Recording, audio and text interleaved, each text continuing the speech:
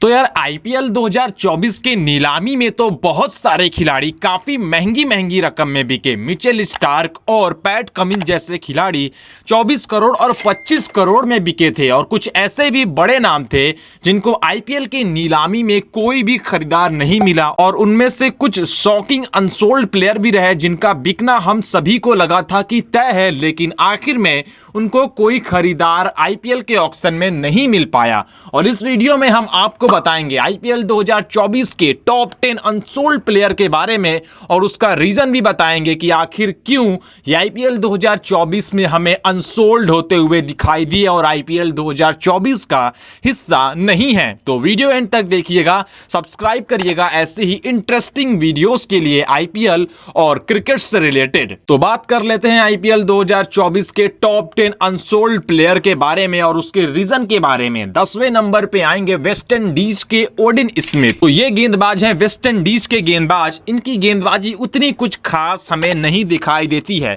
IPL में Punjab Kings के टीम के लिए ये 2 सीजन खेले हैं, उसके बाद लास्ट ईयर ये गुजरात टाइटंस की टीम का हिस्सा थे। मैं आपको बताऊं तो ओडिन स्मिथ उस तरह के उस स्तर के गेंदबाज है नहीं कि आईपीएल में इन्हें ज्यादा मौका मिले। जब भी इनको प्लेइंग 11 में मौका मिला था उसमें ये परफॉर्मेंस करने में भी फेल हुए थे। इसी वजह से मुझे लगता है कि कहीं ना कहीं इनका पुअर फॉर्म यानी कि खराब फॉर्म ही रीजन है आईपीएल 2024 के नीलामी में अनसोल्ड होने का, और कोई भी टीम इनमें इंटरेस्टेड नहीं थी। 9वें नंबर पे आएंगे साउथ अफ्रीका के एक स्पिन गेंदबाज तबरेज शमसी। सबसे पहले मैं आपको बता दूं कि ये गेंदबाज जो है साउथ अफ्रीका का एक नंबर 1 गेंदबाज है, लेकिन फिर भी इनको आईपीएल के ऑक्शन में कोई खरीदार नहीं मिला। रीजन है आईपीएल का परफॉर्मेंस। आईपीएल में राजस्थान रॉयल्स के टीम के लिए ये खेल चुके हैं और वहां पे इनको जितने मौके मिले हैं उनमें इन्होंने कुछ खास परफॉर्मेंस नहीं किया है, और सबसे बड़ी बात यह है कि इंडियन पिचेस पे ये परफॉर्मेंस नहीं दे पाते हैं। And this is the main reason why IPL teams were not interested in this player, and ये अनसोल्ड हुए थे आईपीएल 2024 के नीलामी में। 8वें नंबर पे आएंगे साउथ अफ्रीका के ही एक और गेंदबाज रेसी वेंडरडिसन। तो पर्सनली मुझे ये बल्लेबाज बहुत ही बेहतरीन लगते हैं, और खास तौर से साउथ अफ्रीका के लिए लिमिटेड ओवर फॉर्मेट में ये अच्छी परफॉर्मेंस भी करते हैं। आईपीएल की टीमों को इनमें इंटरेस्टेड होना चाहिए था, क्योंकि ये मिडिल ऑर्डर में अच्छी बल्लेबाजी करके दे सकते हैं, बॉल स्ट्राइकिंग जानते हैं, चौके और छक्के लगाने की पूरी एबिलिटी है इस खिलाड़ी में। लेकिन फिर भी इनको आईपीएल 2024 के नीलामी में कोई भी खरीदार नहीं मिला था।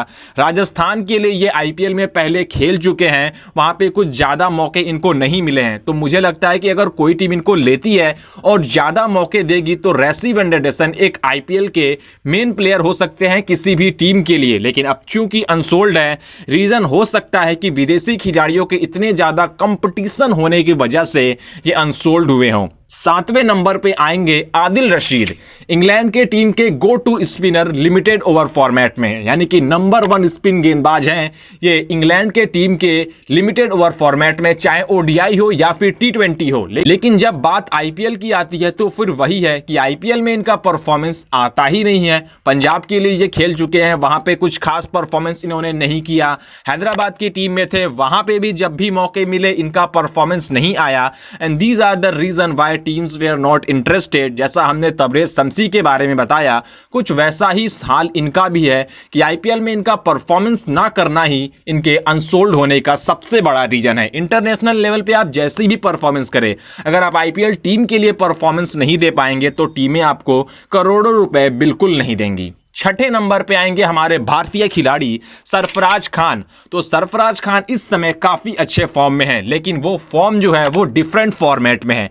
वो फॉर्मेट है टेस्ट फॉर्मेट। रणजी क्रिकेट में काफी अच्छी बल्लेबाजी कर रहा है ये बल्लेबाज। इस वजह से काफी सारे इंडियन फैंस को लगता है कि इन्हें अनसोल्ड नहीं जाना चाहिए था, लेकिन भाई वो फॉर्मेट ही अलग है। अब टी20 फॉर्मेट का आप इनका रिकॉर्ड देखिए, वहां पे इनका परफॉर्मेंस अच्छा नहीं है। आईपीएल में दिल्ली के टीम के लिए ये खेले थे, वहां पे दिल्ली ने इनको प्लेइंग 11 में भी मौका दिया था, उसके बावजूद वहां पे ये कुछ खास परफॉर्मेंस नहीं कर पाए। टेस्ट फॉर्मेट में ही इज द बेस्ट, लेकिन जब बात टी20 की आती हो तो वहां पे सरफराज खान को बहुत ज्यादा काम करने की जरूरत है, फिटनेस पे भी काम करने की जरूरत है, और इसी वजह से ये हुए अनसोल्ड। अब चलते हैं टॉप 5 अनसोल्ड खिलाड़ियों की तरफ। 5वें नंबर पे आएंगे न्यूजीलैंड के जिम्मी नीसम। तो न्यूजीलैंड के जिम्मी नीसम को शायद आप में से बहुत सारे लोग जानते होंगे और कुछ कुछ लोगों के ये फेवरेट खिलाड़ी भी होंगे, यानी कि कहीं ना कहीं तो आप इनको पसंद करते ही होंगे। मेरा भी कुछ वैसा ही हाल है। मुझे ये ऑलराउंडर पर्सनली अच्छे लगते हैं, इनका परफॉर्मेंस भी ठीक ठाक आता है। अब आईपीएल में अनसोल्ड हो जाते हैं वो बात अलग है। राजस्थान रॉयल्स के लिए ये भी खेल चुके हैं, वहां पे प्लेइंग 11 में इनको कुछ मौके भी मिले हैं जहां पे ये परफॉर्मेंस देने में नाकामयाब रहे। लेकिन मुझे लगता है कि कोई टीम इनको लेके इनके ऊपर भरोसा जताए और प्लेइंग 11 में थोड़े मौके दे, इनको बैक करे, तो ये अच्छा परफॉर्मेंस कर सकते हैं। अब आईपीएल के लीग में ज्यादा मौके किसी एक खिलाड़ी को मिलते नहीं है, कोई इंडियन प्लेयर तो आप है नहीं कि आपको कोई ग्रूम करे। यही सब रीजन है कि जिम्मी नीसम को कोई टीम आईपीएल 2024 के ऑक्शन में नहीं खरीदी है। चौथे नंबर पे आएंगे न्यूजीलैंड के फिन एलन। ये खिलाड़ी पिछले 3 सालों से रॉयल चैलेंजर्स बैंगलोर की टीम का हिस्सा थे। आरसीबी ने इनको 2 या 3 सीजनों में अपने बेंच पे बैठाया और अब इनको रिलीज कर दिया इस साल के लिए। हालांकि अगर वो रिलीज नहीं करते और अपने प्लेइंग 11 में इनको रखते तो हो सकता है अगले साल ये इनके ओपनर होते विराट कोहली के साथ फैफ डु प्लेसिस के चले जाने के बाद। लेकिन अब चूंकि रिलीज हो चुके हैं, ऑक्शन में भी कोई भी खरीदार नहीं मिला, जो कि शायद थोड़ा एक वियर्ड लगता है, क्योंकि अभी हाल ही में पाकिस्तान के खिलाफ इन्होंने खूब रन बनाए। एक मैच में सेंचुरी या 130-140 से ज्यादा रन बनाए थे, लेकिन फिर भी ये अनसोल्ड हुए। और रीजन यही है कि आईपीएल की टीमों के पास ऑलरेडी बेहतर ओपनर मौजूद हैं, जिसके वजह से फिन एलन अनसोल्ड गए हैं। तीसरे नंबर पे आएंगे ऑस्ट्रेलिया के स्टीव स्मिथ। इस खिलाड़ी को आप सभी लोग जानते होंगे। ये खिलाड़ी एक समय आईपीएल में कैप्टेंसी किया करते थे।